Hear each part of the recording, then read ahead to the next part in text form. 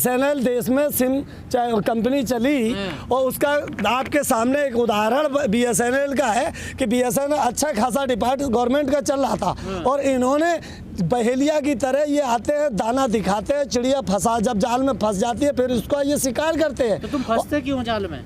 भाई हम थोड़े फंसते हैं। सच्चाई ये है कि हमारे देश में 90% लोग जो है अंधभक्ति में डूबे हुए हैं, अज्ञानी है, शिक्षा का अभाव रहा हमारे देश में। तो तमाम लोग जो है, सरकार हमारे देश में कभी भी 80% वोट से नहीं मिलती है। सरकार सपा की सरकार जो है पिछले टाइम पर उत्तर प्रदेश में आपको बता दें 26% वोट पे बनी, बसपा की सरकार 32% वोट पे बनी, भाजपा की सरकार जो है 350 विधायकों की जो है आपको बता दें 42% पे बनी। तो कहने का मतलब पासिंग मार्क्स लगने से 2/3 वोट तो हमेशा इनके खिलाफ मेरा। लेकिन हमारे देश का संविधान जो है ना वो इस तरीके से बना हुआ है कि उसमें अगर पासिंग मार्क्स गलत है क्या? संविधान परिस्थितियों को देख के सही है, लेकिन सच्चाई है कि इसको अगर और मजबूत टाइट किया जाए तो सच्चाई ये है कि जिस तरीके संविधान तो लागू ही नहीं हुआ। मतलब सच्चाई बदलना चाहते हो? संविधान नहीं, जो संविधान बना है, संविधान जिस दिन 1950 को लागू हुआ उसके बाद आप ये देख लो कि संविधान के बाद बाबा भीमराव अंबेडकर 56 में एक्सपायर हो गए।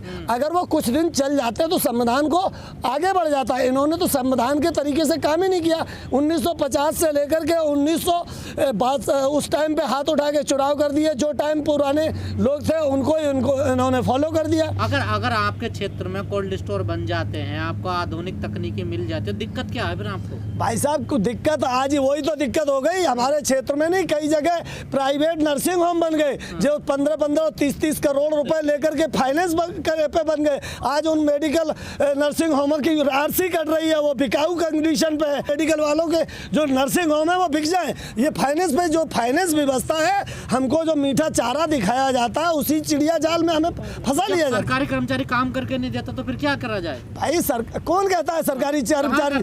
सच्चाई है कि सरकारी कर्मचारियों को काम कराना नहीं आता, इनको मैनेजमेंट नहीं करने जाती। हमारी इंडिया की लोगों की ये कमी है कि हमारे देश में हर चीज़ है लेकिन मैनेजमेंट जो है हमारे देश को सदियों से फॉरेनर हमेशा करते आए हों, चाहे इस्लाम के लोग करते आए हों, चाहे आपको बता दें अंग्रेज़ों ने किया हो। हमारे देश को जो है ना शिक्षा से इस तरीके से जकड़ा गया है कि मैनेजमेंट करने का मौका ही नहीं दिया जाता है। शिक्षा कहाँ चाहिए आपको? तो पाखंडवाद में लिप्त रहते हैं ना आप लोग, तो अंधविश्वास। भाई हम आपको स्कूल से थोड़ा ही मतलब है।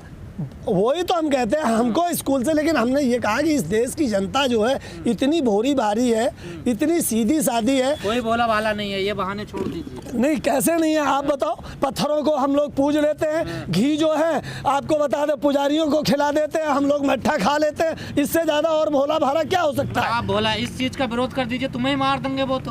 अरे ये तो उनकी दादागिरी है, मार नहीं देंगे। हजारों लोगों ने जो आवाज उठाई उनको मार दिया गया। सच्चाई ये है कि जो सत्ता के विरोध आवाज उठाता है उसको आतंकवादी, डकैत, डाकू कहकर के मार दिया जाता है और वही सिस्टम सदियों से चलता आ रहा है। ये पाखंड जो है आज से नहीं फैला। पाखंड में हम लोग पैदा हुए, पाखंड और कर्ज में हम लोग पैदा होते हैं और सच्चाई है कि उसी में हम कमाते हैं और उसी में हमें कफन मिलता है। तो ये कंडीशन रास्ता क्या है तुम्हारे पास? अब हमारे 6 महीने हो गए, 6 महीने का राशन 6 महीने हो चुके हैं। अब हमारे पास सीधा रास्ता है। आप हमारे पीछे देखो, हमने एक सैंपल के रूप में आपको दिखा दूं कि ये सड़क पर 6 इंच से ज़्यादा मिट्टी डाली है, उसमें हमारी मक्का भी खड़ी है, मिर्च भी खड़ी है, प्याज भी खड़ा है और तोरिया भी है, उसके बाद में घिया भी है। इससे भला हो जाएगा सब। सुनो, अब हम आराम से इस सड़क पे मिट्टी डालेंगे और मिट्टी डाल करके उसमें हम अपनी साग सब्जी उगाएंगे, आंदोलन को आगे चलाएंगे। गांव में जो है अभी आह्वान करेंगे, तमाम किसानों को बुलाएंगे और ये कहेंगे कि पशुओं को लेकर के यहीं आ जाओ और आराम से यहाँ भैंस बांधेंगे सड़क पर। लोग है नहीं, पशुओं को लाओ क्यों? लोग तो ले पहले बॉर्डर। कौन कह रहा लोग नहीं है? आप एक बार जाकर के खाली तंबू उड़ना है हवा में। अरे वो आपको लग रहा है तंबू तो हम लोगों का कोई सरकारी वैसी तो बिल्डिंग है। किसान तो सच बोलता है, झूठ कब से बोलना शुरू कर दिया किसान ने? किसान आप मेरी बात को झूठ मान रहे हैं क्या? अब लोग हैं बॉर्डर पे। कहाँ नहीं है? आप अभी चले जाओ सिंधी बॉर्डर जाओ। पढ़ा है नहीं पढ़ा ये बताइए। वो तो अभी यूपी में चुनाव जो चल रहा था उस हिसाब से यहाँ की हमारे उत्तर प्रदेश का जो किसान है वो गरीब किसान है और उसे पेट का धंधा चाहिए। छोटा किसान है इसलिए मजदूर कैटेगरी में है और वो उसका धंधा पानी जो है अपना वो कमाता खाता है। अगर वो यहाँ आ जाएगा बच्चे उसके भूखनों मर जाएंगे। तो तुम हमें ये बताओ कि अब आपने देखा था कि किसान आपको उस दिन भी नहीं लगे थे। ये किसान नेताओं को रास्ता निकालना चाहिए ना कि आंदोलन को ज्यादा लंबा ना खींचे। सुनो, किसान नेता थोड़े आंदोलन लंबा खींच रहे, आंदोलन तो सरकार लंबा खींच रही है। सरकार ने तो क्लियर कर दिया है। क्या कर दिया? कि कानून वापस नहीं होंगे। सरकार ने कर दिया क्लियर वापस, कानून वापस नहीं होंगे। और हम लोगों ने कह दिया है कि कानून अगर वापस नहीं होंगे तो सरकार ये वापस होगी। तो सरकार वापस कर देना। तो सरकार वापस तो समय से ही होगी, 2022 आ रही है और जहाँ जहाँ चुनाव होते जा रहे हैं सरकार वापस होती जा रही है। अपने घर यहाँ क्यों बैठे हो? क्यों? अब भाई यहाँ से हम अगर अब जन जागृत आवाज नहीं उठाएंगे, हमारा जो इन्होंने सरकारी मीडिया को जो है पूरे तरीके से कवर कर रखा है, आवाज़ सरकारी मीडिया नहीं उठाने देता है। ये सोशल मीडिया का थोड़ा बहुत सहारा मिलता है। आप यहाँ पर हमें कम से कम ये फैसिलिटी तो है कि आप 4 लोग यहाँ आ जाते हैं सोशल मीडिया वाले, मेरी आवाज़ हमारे किसानों तक पहुँच जाती है।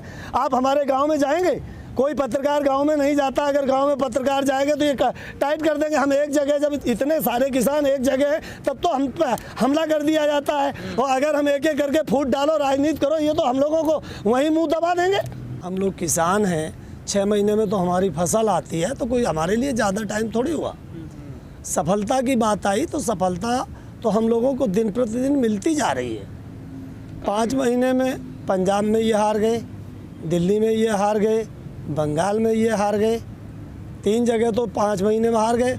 और 1 महीने में मान लो अगर एक प्रांत में हार रहे हैं तो 6 महीने में 6 प्रांतों में यूपी में भी ये हार गए। हराने आए हैं आप, अपना कानून वापस करवाने आए थे भैया। कानून अगर बीजेपी को कानून वापस ये कल कर देंगे, परसों फिर बना देंगे। इन्हें तो बिल्कुल करके हमें बाइकाट नेस्तानेबूद करके इस स्थिति पर पहुंचाना है कि ये जिंदगी में ये नहीं, इनके फरिश्ते भी कभी हिम्मत न जुटा पाए कि गद्दी की तरफ चिता पाए।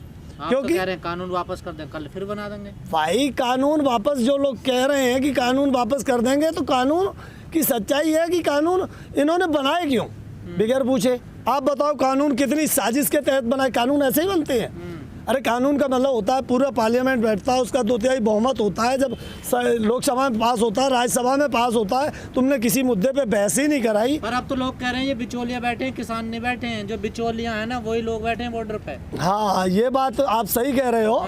एक काम करो कि हमारे नाम की जो है ना, आप जोतवही निकला लो। अगर हमारे नाम पर जमीन निकले है ना इटावा में, तो आप इस चीज़ को मान लेना कि हम मतलब किसान हैं। और उसके बाद अगर नहीं है किसान तो हमारे खिलाफ FIR लिख करके ये क्या नाम हमें जेल भेज दें। क्या बुराई है अगर हम झूठ बोल रहे हैं? किसानों को तो फायदा है इन कानूनों से। छोटे किसानों को फायदा और बड़े किसानों को नुकसान है। बड़े किसान कह रहे हैं कि हमें नुकसान है। नहीं, ना छोटे किसान को फायदा है इन कानूनों से, ना बड़े किसानों को फायदा है। किसान शब्द को फायदा ही नहीं, फायदा अगर किसी को है तो कारपोरेट को है। क्योंकि अब आप ये बताओ कि इनका सीधा फंडा है कि हम खेती को लीज पे लेंगे।